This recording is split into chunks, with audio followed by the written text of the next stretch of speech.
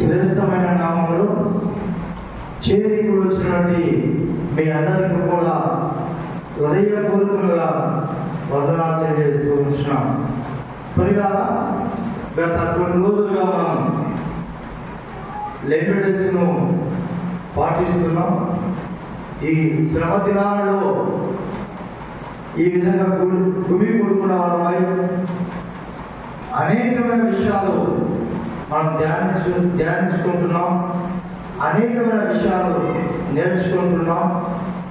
అలాగా ప్రభు సన్నిధిలో మనము మరి ఎక్కువగా గడుపుతున్నాం. అందుని బట్టి దేవుణ్ణి నేను మనస్ఫూర్తిగా స్తుతిస్తూ ఉంటున్నా.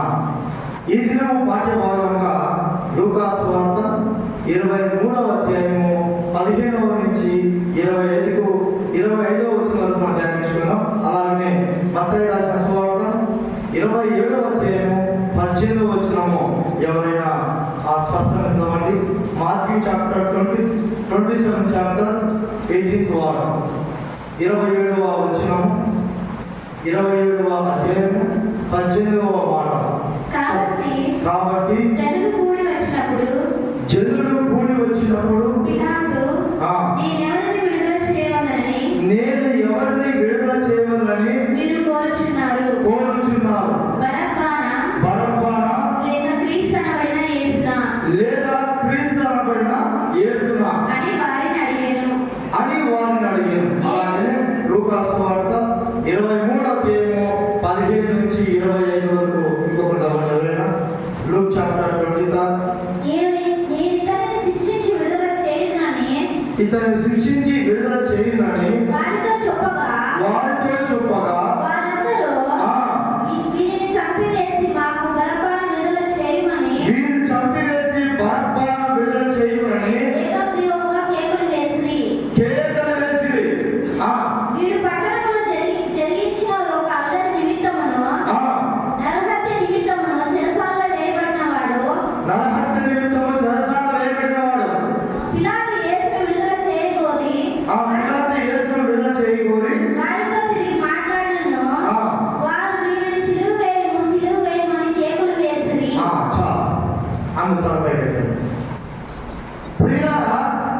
మనం చదువుకున్నటువంటి ఈ లేఖన భాగంలో ఒక స్పెషల్ క్యారెక్టర్ మనకు కనపడుతుంది.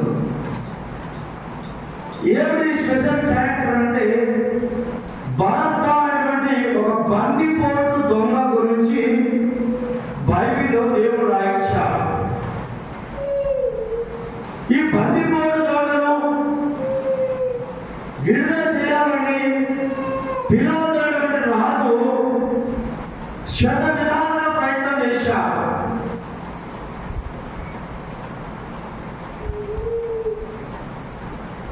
బందిపోటును విడుదల చేయకూడదని, యేసును విడుదల చేయాలని పిలాతు రాజు పలు విధాలుగా ప్రయత్నం చేశాడు. అయితే వాక్యంలో చదువుతున్న విధంగా వారి కేకలే గెలిచెను. ఎక్కడైనా న్యాయాధిపతి యొక్క తీర్పు గెలుస్తుంది, అధికారుల యొక్క తీర్పు గెలుస్తుంది. అయితే ప్రజల యొక్క తీర్పు గెలవదు. ప్రజల తీర్పు తీర్చడానికి వీలు లేదు, ఎందుకంటే చట్టాలు ఉన్నాయి, కోర్టులు ఉన్నాయి. అయితే ఇక తెలిసిన విషయం ఏమిటంటే పిలాతు ప్రభువుని విడిచిపెట్టాలని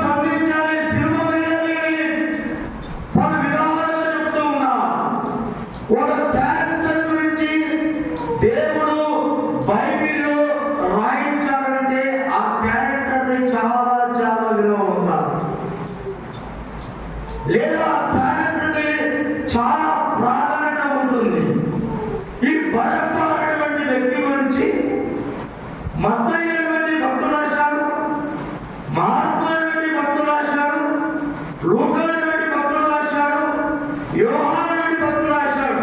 అంటే 4 సువార్తలలో ఈ యొక్క బరబ్బా గురించి చాలా స్పష్టంగా ఉన్నది. బైబిల్ అంతటిలో 11 సార్లు బరబ్బా అనే పేరును దేవుడు రాయించి పెట్టాడు. ఇంతకీ బరబ్బా అంటే అర్థం ఏమిటి? ఎవరైనా తెలిసిన వాళ్ళు చెప్తారా? బరబ్బా అంటే అర్థం ఏమిటి? బరబ్బా అంటే అర్థం ఏమిటంటే తండ్రి యొక్క కుమారుడు అని అర్థం. ఎవరర్థం అండి? తండ్రి యొక్క కుమారుడు. బైబిల్లో ఎన్నిసార్లు రాశారు బరబ్బా అని పేరు? చెప్పాను కదండి, 11 సార్లు రాశారు బరబ్బా. బరబ్బా అర్థం ఏమిటి? ఎన్ని సువార్తల్లో బరబ్బా అని పేరు రాయబడింది? 4 సువార్తల్లో బరబ్బా అని పేరు రాయబడింది. ఎందుకు ఈ బరబ్బా ఎందుకు జైల్లో వేయబడ్డాడు? అమ్మా, నరహత్య చేశాడు, మర్డర్ చేశాడు. Very good. నరహత్య కేసులోను అల్లరి లేదు, పట్టణంలో వెళ్ళి అల్లరి లేపాడు. అంటే పట్టణంలో ప్రశాంతంగా ఉంటే ఆ పట్టణాన్ని గలిబిలి చేశాడు. పట్టణం సమాధానకరంగా ఉన్నప్పుడు ప్రజలు సుఖ సంతోషాలతో వాళ్ళ యొక్క పనులు చేసుకుంటారు. అయితే ఆ పట్టణంలో వివిధ రకాలైన కార్యక్రమాలు చేసి ప్రజల మధ్య చిచ్చు పెట్టి ఒకరి చూసి ఒకరి కార్యక్రమం చేసి పట్టణంలో అల్లరి చేశాడు, పట్టణాన్ని గలిబిలి చేశాడు. ఇటువంటి కేసులలో ఈ వ్యక్తికి నేరం మోపబడింది. అంటే తప్పు చేశాడని రుజువు చేయబడింది. కాబట్టి ఈ బరబ్బను ఇప్పుడు ఎక్కడ వేశాడు? చెరసాలలో వేశాడు. Very good. నేరం రుజువైన వాడిని కాబట్టి చెరసాలలో వేశాడు. నేను యొక్క వాక్యాన్ని ధ్యానిస్తూ ఉంటే నాకు ఒక విషయం అర్థమైంది. ఏమిటి ఆ విషయం అంటే ఈ బరబ్బా యొక్క ఫీలింగ్ ఏంటంటే, బాగా అర్థం చేస్తున్న వాక్యాన్ని, ఈ బరబ్బా యొక్క ఆలోచన ఏంటంటే యేసుతో సమానంగా నేను కూడా పేరు ప్రఖ్యాతులు గౌరవాన్ని సంపాదించుకోవాలి. అప్పుడప్పుడే ప్రభువు వారు సేవ స్టార్ట్ చేశారు. ప్రభువు వారి గురించి అనేకమైన ప్రదేశాల్లో ప్రాచుర్యం జరిగింది. ప్రభువు వారిని జనాలు చాలా గౌరవంగా చూస్తూ ఉన్నారు. ఆ పరిస్థితిలో బరబ్బా ఏమని తలుచుకున్నాడంటే, నేను కూడా ఆ యేసులాగా గౌరవాన్ని పేరు ప్రఖ్యాతులను సంపాదించుకుంటే బాగుంటుంది కదా. ఆ క్రీస్తు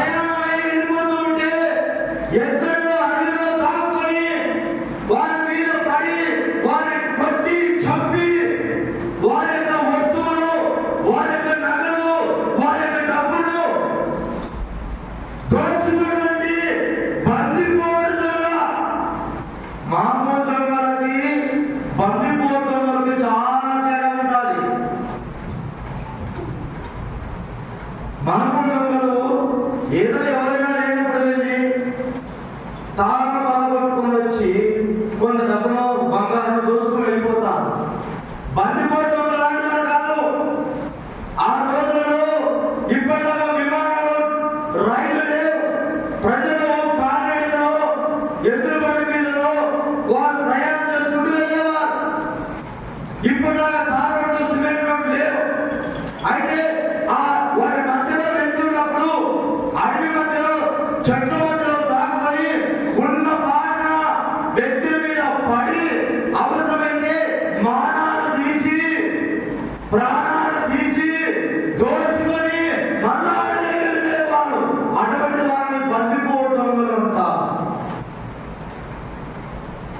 ఈ పరంపర క్యారెక్టర్ ఏమిటంటే దోచుకోవడము, చంపడము, బెదిరించడము, అపాయం కలిగించడము, ప్రాణాలు తీయడము, అల్లర్లు రేపడము, ఒక వర్గానికి ఇంకొక వర్గానికి మధ్య విభేదాలు సృష్టించడము, ఇటువంటి భయంకరమైన క్యారెక్టర్లో ఉన్నాడు ఈ బరప్ప. సంఘాలలో కూడా బరప్ప లాంటి వ్యక్తులు చాలా మంది ఉన్నారు. అమ్మా సెల్ ఫోన్ స్విచ్ ఆఫ్ చేసి కూర్చోం.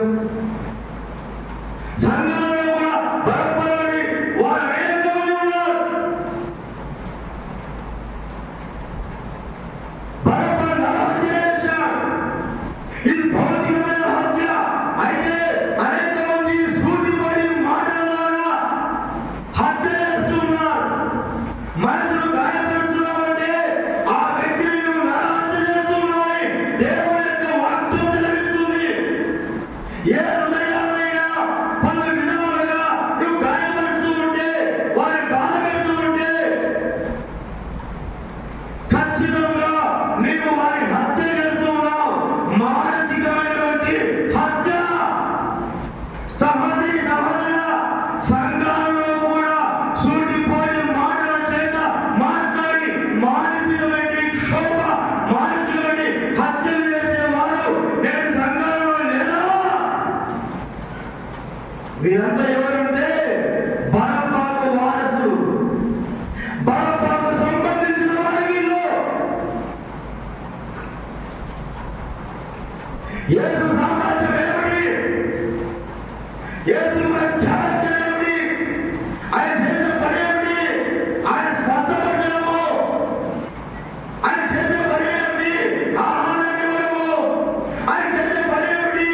ఎవరైనా రోగంతో ఉంటే, ఎవరైనా దైవం చేత పీడింపబడుతుంటే వారికి విడుదల ఇవ్వడము, ఆయన చేసే పని ఏమిటి? చనిపోయిన వారిని లేపడము, ఆయన చేసే పని ఏమిటి? అనేక మంది ఓదార్చడము, ఆయన చేసే పని ఏమిటి?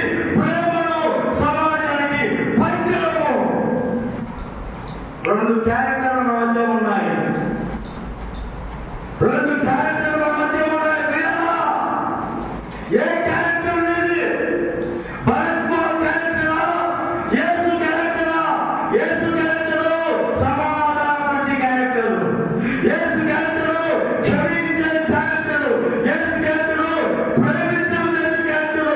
యేసు క్యారెక్టరు సహాయం చేసే క్యారెక్టరు. ఏ క్యారెక్టర్ ఇది? ఇంకా నీ క్యారెక్టర్ మార్చుకోలేకపోతున్నావంటే నీ బరప్పవేమో. నీ పద్ధతి, నీ ఆలోచనలు, నీ లక్ష్యములు మార్చుకోలేదంటే ఆధునిక బరప్పవి నీవు. విశ్వాస ముసుగులో ఉన్నటువంటి ఒక బందిపోటువి, ఒక దోపిడీదారువి. వాక్యం సేవిస్తుంది, మృదువైన మాటలను మాట్లాడాలంటే, దుఃఖించే మాటలు మాట్లాడి మనసును గాయపరుస్తున్నావంటే ఏమైనా నువ్వు బందిపోటు బరప్పవి, బరప్ప వారసురాలివి కాదా? ఆలోచించుకోవాలని ప్రభు నామమున చేస్తున్నాను. పిల్లలు అడిగారు, అయ్యా మీకు ఎవరు విడుదల చేయాలి? మీకు ఎవరు విడుదల చేయాలి? అందరూ ఏకముగా తెలియజేయండి. మాకు బరప్పను విడుదల చేయాలి, మాకు బరప్పను విడుదల చేయాలి, బరప్పను విడుదల చేయాలి. ప్రజల దేవతను కలిసి పిలాతు ఏమి చేయాలో అర్థం కాక యేసును శిలువకు అప్పగించాడు. ఇలా జరుగుతున్నావు. నీకు మేలు చేసే యేసు కావాలా? కీడు చేసే బరప్ప కావాలా? ఎవరు కావాలి? Choice for you. దేవుడు అవకాశము నీకే ఇస్తున్నాడు. నీకు మేలు చేసే యేసు కావాలా, లేక ఇంకా గాయపరిచే, ఇంకా హత్య చేయించే, ఇంకా కలలు నేర్పే, కలలు నేర్చే, కుటుంబాల మధ్య అల్లరి నేర్పే, కుటుంబాల మధ్య అనుమానాలు నేర్పే పరంపరానికి క్యారెక్టర్ కావాలా? ఏ క్యారెక్టర్ కావాలి?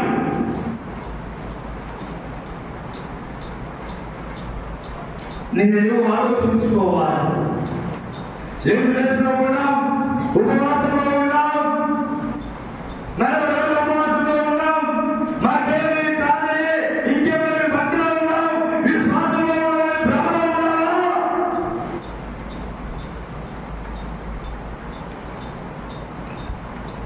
మేలు చేసే వ్యక్తిని కాదనుకొని కీడు చేసి అడగలేటువంటి ఆ వ్యక్తి కావాలంటున్నారు. దొంగని కావాలనుకుంటారు, దొంగని కావాలనుకుంటారు. ఎంత ఆశ్చర్యమో! ఒక దొంగను వదిలేసి ప్రేమ సామ్రాజ్యాన్ని నిర్మించినటువంటి ఆయన వదిలేసి, ఒక సృష్టికర్త వదిలేసి దొంగను కోరుకుంటున్నారు. నేటి సమాజంలో కూడా క్రైస్తవులు ఎటువంటి సేవకులు కోరుకుంటారంటే అబద్ధికులుగా ఉన్న పాటలు అంటే చాలా ఇష్టం. కలిపి మాటలు చెప్పేటువంటి సేవలు అంటే చాలా ఇష్టం.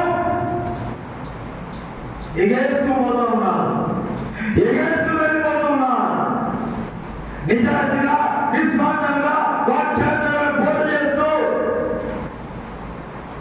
విశ్వాసంలో దేవుడి మీద ఆధారపడి చిన్న చిన్న సేవకులు వదిలేసి పరిగెత్తుతున్నారు కార్పొరేట్ సేవల వరకు.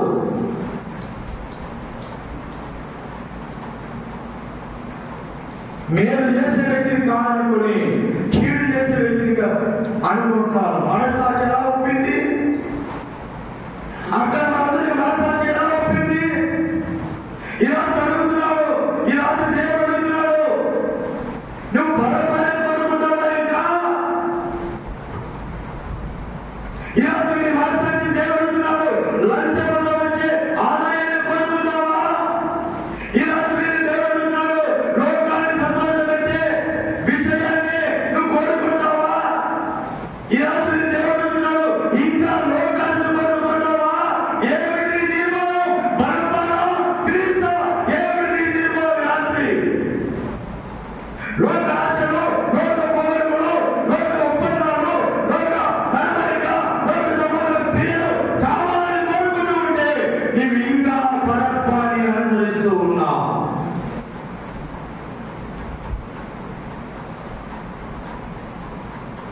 క్రైస్తవ సంఘములు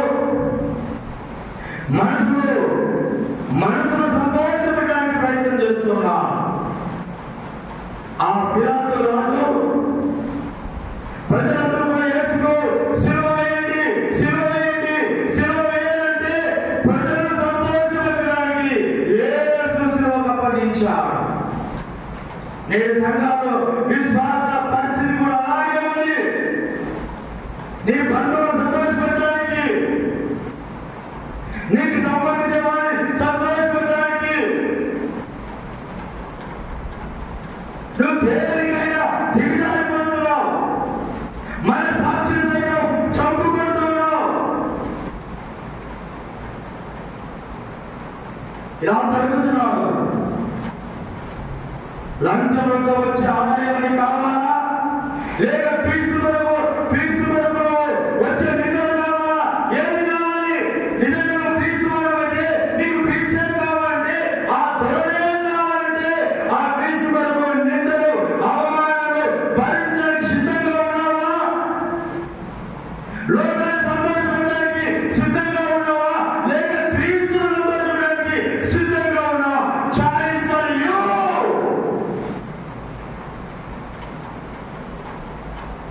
తీర్మానం చేసుకో. దేవుని యొక్క బిడ్డలతో శ్రమ, సంఘ సమాజంలో వచ్చేటువంటి పోరాటాలు, ఆత్మీయుల పోరాటాలు, వచ్చే నిందలు, వచ్చే అవమానాలు అయితే ఇవన్నీ క్రీస్తు కొరకు. లోకాన్ని సంతోషపెట్టాలంటే బరబ్బ కొరకు. నీకు బరబ్బ కావాలా, క్రీస్తు కావాలా? ఎవరు కావాలి? ఈ రాత్రి దేవుడిని సూటిగా అడుగుతున్నాను, ఎవరిని వెనుకుంటావు?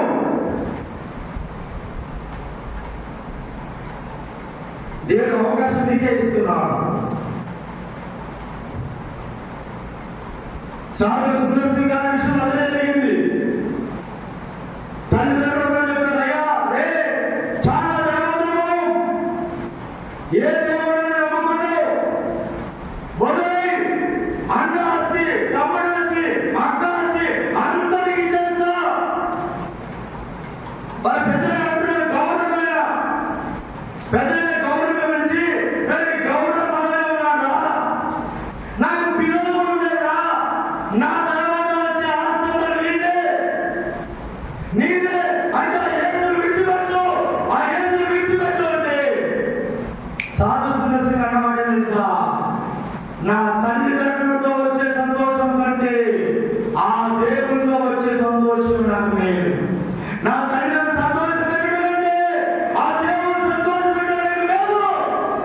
ఆ దేవుని సంతోషం పెట్టడానికి నేను ఏమని చేస్తా అని ఇల్లు వదిలి వెళ్ళిపోయా. ఈ తీర్మానం ఎలాగో ఉంది? ఏ తీర్మానాలు నిలబడ్డారు? తల్లిదండ్రులు సంతోషపడడానికి ఇష్టపడలేదు.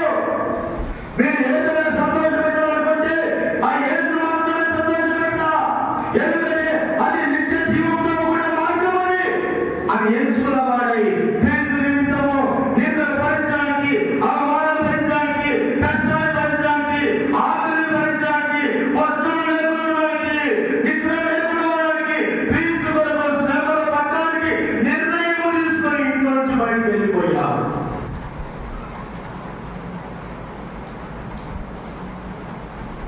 యెహోషువతో దేవుడు యెహోషువ అద్భుతమైన తీర్మానం చేశాడు. యెహోషువ ప్రజలందరినీ ప్రశ్నించాడు, ఇలాంటి దేవుడు నిన్ను నన్ను గుర్తున్న ఈ ఆమెతో అనుభవంలో ప్రశ్నిస్తూ ఉన్నాడు. యెహోషువ ఎలా ప్రశ్నించాడు? మీరు అమోరియా దేవతలను పూజిస్తారా? పూజించండి. లేదా యెహోవా దేవుని సేవిస్తారా? రండి. మీకు అమోరియా దేవుడు కావాలనుకుంటే పూజించుకోండి. బరబ్బ కావాలనుకుంటే వెళ్ళిపోండి. బరబ్బ కావాలనుకుంటే, బరబ్బ రక్షణ కావాలనుకుంటే సంఘం అక్కర్లేదు, రొట్టెల ద్రాక్షరసం అక్కర్లేదు, బైబిల్ అక్కర్లేదు, పాట పుస్తకం అక్కర్లేదు, ఇటువంటి ప్రసంగాలు అక్కర్లేదు. బరబ్బ కావాలనుకుంటే స్వేచ్ఛగా సంతోషంగా బ్రతికేయచ్చు.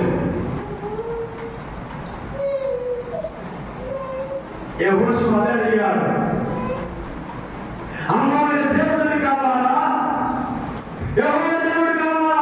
నేనైతే నా తీర్మానం ఏమిటంటే, నా ఒప్పందం ఏమిటంటే, నా డెసిషన్ ఏమిటంటే, మీరు నమ్మినా నమ్మకమైనా, మీరు వచ్చినా రాకపోయినా యెహోవా దేవుని నేను నా కుటుంబ సభ్యులు ఆరాధించాలని తీర్మానం చేసుకున్నాం. చెప్పండి సార్, ఎంత అద్భుతమైన తీర్మానం, ఎంత ఆశ్చర్యకరమైన తీర్మానం. మరి నీ తీర్మానం ఏమిటి దేవుని విషయంలో? నీ కమిట్మెంట్ ఏమిటి దేవుని విషయంలో? ఇంకా బలపడాలంటే ఆ లక్షణంలో జీవిస్తావా? ఏరియా తండ్రి పనుల మీద నిలబడి వారితో మాట్లాడుతున్నాడు. ఎన్ని రోజులు రెండు తలపుల మధ్య కొట్టు మిట్టాడుతున్నాడు. యెహోవా దేవుడైతే ఆయన అనుసరించు, లేదా బయట దేవుడైతే వారికి వెళ్ళిపో. ఎన్ని రోజులు రెండు తలపుల మధ్య కొట్టు మిట్టాడుతున్నాడు. రెండు తలపుల మధ్య కొట్టు మిట్టాడుతున్నారంటే ఎంత భయంకరంగా ఉంది పరిస్థితి. ఏరియా ప్రజలు చెప్పాడు, ఎంతకాలం మీరు అలా ఉంటారు? యెహోవా దేవుడైతే ఆయన అనుసరించు, వద్దనుకుంటే బయలుదేరి వెళ్ళి మొక్కు, నో ప్రాబ్లం. రెండు తలపుల మధ్య కొట్టు మిట్టాడవద్దు. నేను చెప్పాలో తెలియదు కానీ చాలా మంది అర్థం చేసుకోలేదు. మరలా రిపీట్ చేస్తూ ఉన్నా.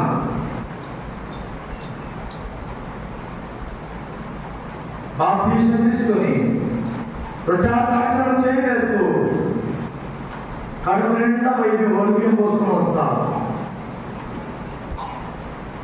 అక్కలారా మందిరంలో క్షమాపణ అడుగుతున్నాను నేను. బాప్తీసం తీసుకొని వృద్ధాక్షరం తీసుకుంటూ కడుపులో ఒలికి పోసుకొని వస్తారు. ఎంతకాలం రెండు తలంపుల మధ్య కొట్టు మిట్టాడుతావు? ఎంతకాలం రెండు తలంపుల మధ్య కొట్టు మిట్టాడుతావు? అర్థమవుతున్నదా? అవగాహన చేసుకుంటున్నావా? ఆలోచిస్తూ ఉన్నావా? అది కావాలి, ఇది కావాలి, ఏది కర్మే కాదు అదే చెప్పాడు. బయట కావాలా వెలుగు, యెహోవా దేవుడు కావాలా? రెండు తలంపుల మధ్య కొట్టు మిట్టాడవద్దు.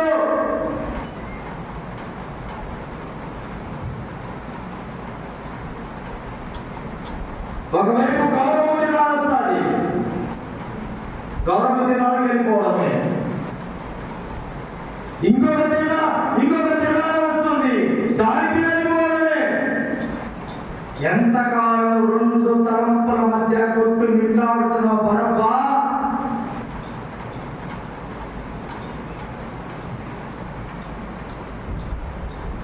చాలా ఆశ్చర్యం అనిపిస్తుంది. క్రైస్తవులు ముడుపులు తీసిపెట్టవచ్చా? క్రైస్తవులు ముడుపులు తీసిపెట్టవచ్చా? ఒకవేళ ఏదైనా తగము తీసిపెట్టాల్సి వస్తే ఎవరి కొరకు తీసిపెట్టాలి? ఆ క్రిస్మస్ సమయంలో కొన్ని కుటుంబాలు మన మందిరంలో అందరం చెప్పలేదు, కొన్ని కుటుంబాలు చాలా జాగ్రత్తగా కొంచెం డబ్బు దాచి ఆ క్రిస్మస్ సమయంలో ఇస్తూ ఉంటారు. ఆ డబ్బు నేను ఆ క్రిస్మస్ సమయంలో ఆ సంవత్సరం అంతలో ఏదైనా కార్యక్రమాలు వాడుతూ ఉంటారు. దేవుడు ఆ డబ్బు మనం నిధులుగా దీవించింది కాదు. అయితే కొందరు ఎవరికి తీసుకెళ్తారు ముడుపులు?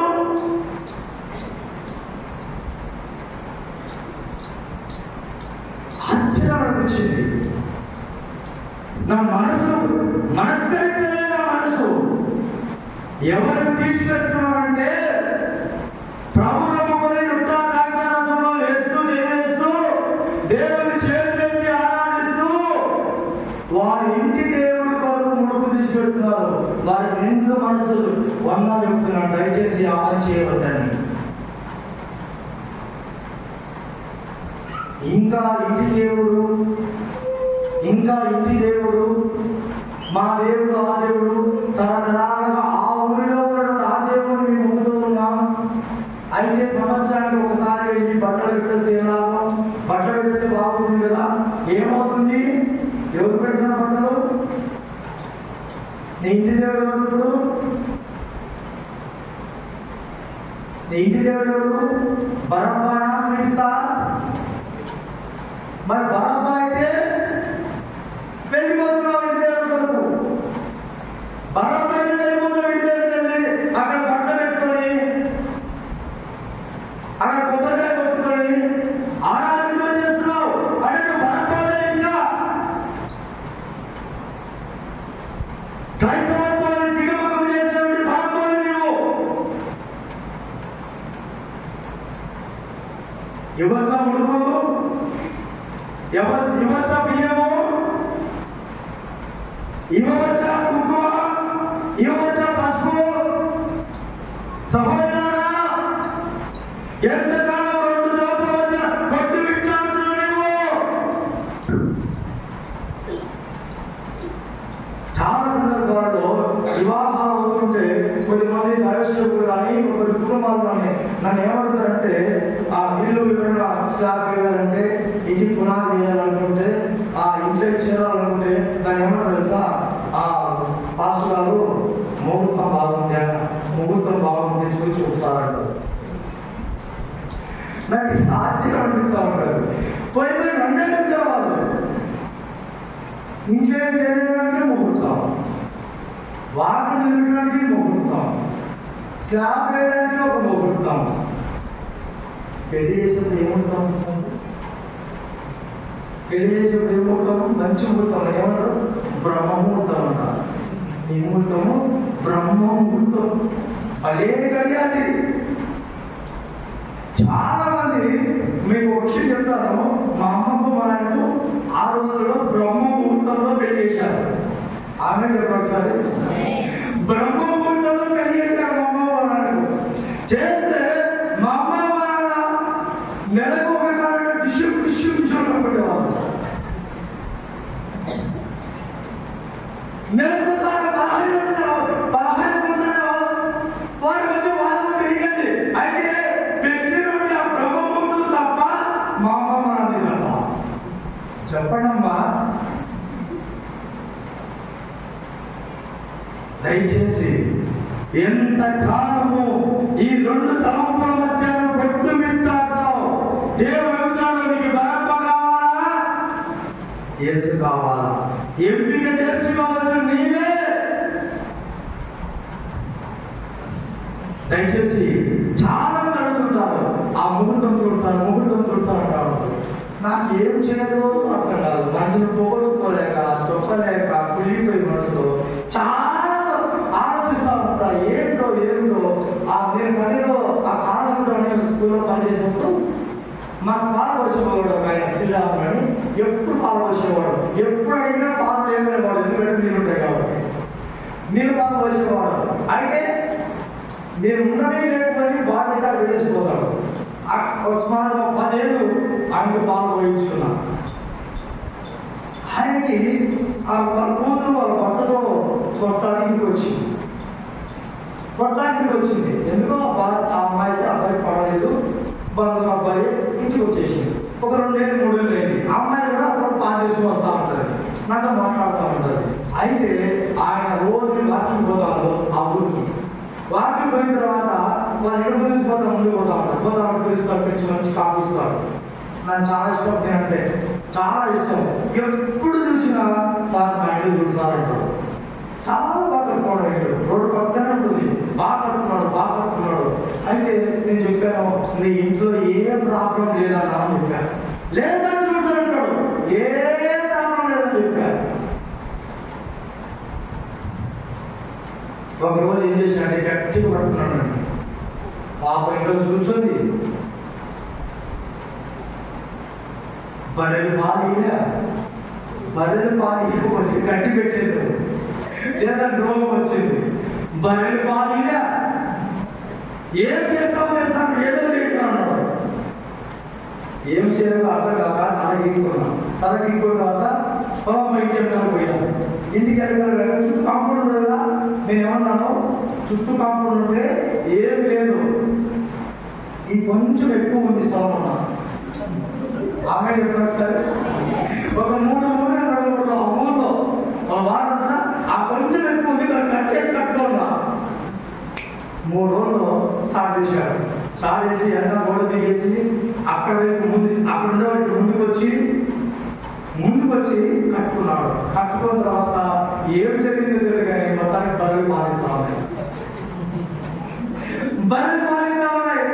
ఆడడానికి ఒక 2 3 తర్వాత వాళ్ళ అల్లుడు ఒక 4 మనుషులు వేసుకొచ్చిన ఊళ్ళకి. 4 మనుషులు వేసుకొచ్చి నడవస్తుంది. నేను ఈ అమ్మాయిని కాపాడు చేస్తా పంపించాను, పెట్టి కూర్చున్నాడు. వాడు చూసినా సార్ అని అంటాడు. చూసినా సార్ ఏం జరిగింది సార్, నీ మాట అట్టే పలికిస్తాను అంటాడు. పోనీ దుబ్బ దగ్గర నీ ఫోన్ అంటున్నా కొన్ని కట్ చేస్తానంటారంటే నా మాట పలికిపోయిందంట. ఎందుకు ఈ మాట గుర్తు చేస్తున్నావు అంటే, ఎంత కాలము 2 తలంపుల మధ్య కొనసాగుతున్నాం. ఇక్కడ యేసు ప్రభువుకి అన్యాయం జరిగింది. ఏ వ్యక్తి అయితే ప్రేమ వచ్చాడో, ఏ వ్యక్తి అయితే స్వస్థత చేశాడో, ఏ వ్యక్తి అయితే అద్భుతం చేశాడో, ఏ వ్యక్తి అయితే ఆహారం పెట్టాడో, ఆ వ్యక్తికి అన్యాయం జరిగింది. నీ జీవితంలో కూడా నువ్వు న్యాయంగా ఉంటే, ధర్మంగా ఉంటే, పవిత్రంగా ఉంటే, విశ్వాసంలో ఉంటే, నీకు అన్యాయం జరిగితే ఏం చేస్తావు? ఇంత వ్యక్తి వేసుకోవాలంటారు. ఒకవేళ వేస్తున్నాగా నీకు అన్యాయం జరిగితే ఏం చేస్తావు? సునీతమ్మ పెద్ద కట్ చేసుకుంటాయి. ఒరే దాంట్లో నా నిర్ణయం చేస్తామని వస్తారు. వీలైతే వాళ్ళు ఏ శాతం తీసుకుపోతుంది కొడుకు కాబట్టి. ఆమె చెప్పడం ఒకసారి గట్టి చెప్పడం ఒకసారి. దైవం గమనించండి, ఇటువంటి అన్యాయము మన జీవితాల్లో కూడా జరిగితే మనకు న్యాయం జరగనప్పుడు మనం సొమ్మసిల్లిపోవాలా? అయ్యా ఇలా జరిగిపోయింది అని నిరుత్సాహపడాలా? ఈ లోకం అనేది ధృవీకరిస్తుంది, ఈ లోకం అనేది కాదంటుంది. అయితే విసుగు చెందకూడదు, భయపడకూడదు. అయితే ఆ పరిస్థితిలో నువ్వు క్రీస్తుని జ్ఞాపకం చేసుకోవాలి. యేసు క్రీస్తు ప్రభువు వారు కూడా అన్యాయం జరిగింది. ఆయన ప్రజలకు ఎంతో మేలు చేశాడు, ప్రజలను ఎంతో ప్రేమించాడు. ఎంతంటే ఎంతో ప్రేమించాడు. ఏ ప్రజలైతే ప్రేమించాడో ఆ ప్రజల యొక్క చేసినామన్నాడు, సిలువ ఏంటి సిలువ అంటున్నాడు. ఎంత మనసులో ఎంత కృంగిపోయి ఉంటాడు, ఎంత బాధపడి ఉంటాడు. సహోదరి సహోదరా, నీ బాధ మేలు పొందుకొని, నీ తోడ ఉపకారం పొందుకొని, నీ దాని లబ్ధి పొంది నిన్ను తృణీకరించే వాళ్ళు ఈ లోకంలో చాలా మంది ఉంటారు. నిరుత్సాహపడవద్దు, విసుగు చెందవద్దు, బలహీనపడవద్దు. ఇది అన్యాయపు లోకంలో మనం ఉన్నాం. ఈ లోకం నీకు అన్యాయమే చేస్తుంది. మేలు పొందిన వారే నీకు వ్యతిరేకంగా నిలబడతారు. ఆయన ద్వారా మేలు పొందిన వారే సిలువ వేయని ముమ్మారికి పలుకుతున్నారు. ఆ ప్రభువుకు అన్యాయం జరగలేదా? నీ ద్వారా లబ్ధి పొందుతున్న వారు నీకు వ్యతిరేకంగా నిలబడినప్పుడు ఆ క్రీస్తుని జ్ఞాపకం చేసుకో. నా క్రీస్తుకు కూడా ఇదే జరిగింది కదా, నా క్రీస్తు కూడా అన్యాయం అయిపోయాడు కదా. బాగా గమనించి చెల్లి సహోదరుడా, ఈ లోకంలో న్యాయాలు లేవు. ఆయన మాత్రమే న్యాయాధికారి ఉన్నాడు. ఆయన మాత్రమే నిజమైన న్యాయం చేయగలడు. ప్రపంచంలో ఏ ఒక్కరు కూడా సరైన న్యాయాన్ని నీకు చేయలేరు. ఆయన మాత్రమే చేయగలడు. కాబట్టి నీకు అన్యాయం అయిపోయింది. అయితే ఏం చేయాలి? క్రీస్తుని జ్ఞాపకం చేసుకోవాలి. మనం ఉన్నది ఏ లోకంలో? అన్యాయపు లోకంలో ఉన్నాం, అబద్ధాల లోకంలో ఉన్నాం, దోచుకునే లోకంలో ఉన్నాం, అక్రమ జీవిత లోకంలో ఉన్నాం, అబద్ధాలు చెప్పే లోకంలో ఉన్నాం, లేని వార్త పుట్టించే లోకంలో ఉన్నాం. కాబట్టి ఈ లోకంలో నీకు అన్యాయం జరుగుతుంది. అయితే కృంగిపోవద్దు, విసుగు చెందవద్దు, నిన్ను తృణీకరించవద్దు, అయితే బాధపడవద్దు. యేసుకు అన్యాయం జరిగింది. అయితే ఆ యేసును జ్ఞాపకం చేసుకుని నువ్వు ధైర్యంగా ఉండు. ఏదో ఒక దినాన సర్వలోకానికి న్యాయం తీర్చే ఆ యేసు నీకు న్యాయం తీర్చబోతున్నాడు. నమ్మిన వారు చెప్పకూడండి. లేచినబడతాము. కృపగండి స్తోత్రం. ఇలాంటి ప్రవర్తించే మాటని స్తోత్రం తెలుసుకుంటూ వారి చేతులు గెలిచి పడప కావాలి విడుదల మీరు అన్యాయస్తుని అక్రమాలను కోరుకున్నారు. క్రీస్తు ఆహారం పెట్టాడు, అనేక మందికి మేలు చేశాడు, స్పష్టత చేశాడు, లబ్ధి పొందుకున్న వారిని తిరుగుబాటు చేశాడు. ప్రేమ పొందుకున్న వారే, ఆదరణ పొందుకున్న వారే తిరుగుబాటు చేశాడు. ఆ క్రీస్తు మనకు వద్దుగా ఉంటున్నాడు. కృపకరమైన ఈ పరిస్థితులు మా జీవితంలో ఎదురైనప్పుడు సర్వలోకానికి న్యాయం చేసే ఆయన చూచులకు సహాయం దయచేయండి. దైవమైన ఈ రాత్రి నుంచి మాటగా స్వాగతం తెలుసుకుంటూ సమస్తమైన మహిమ ఘనత ప్రభావములు నీకే ఆరోపిస్తూ యేసు సర్వోన్నతమైన న్యాయవంతమైన నామములో అడిగి వేడుకుంటున్నాను నా తండ్రి. ఆమేన్, ఆమేన్. మన తండ్రి కుమార పరిశుద్ధాత్మ త్రియేక దేవుని నామములో ప్రతి ఒక్క విశ్వాసి నిరంతరము బలపరచబడుగాక. ఆయన నామములో ఈ రోజు ఉపవాస ప్రార్థనలో పాల్గొన్న కుటుంబానికి మేలు కలుగుగాక. ఈ దినము ఈ కార్యక్రమంలో పాల్గొన్న ప్రతి ఒక్కరికి ఆయన న్యాయం జరిగించుగాక. ఆమేన్. అందరికీ ప్రైజ్ ది లార్డ్.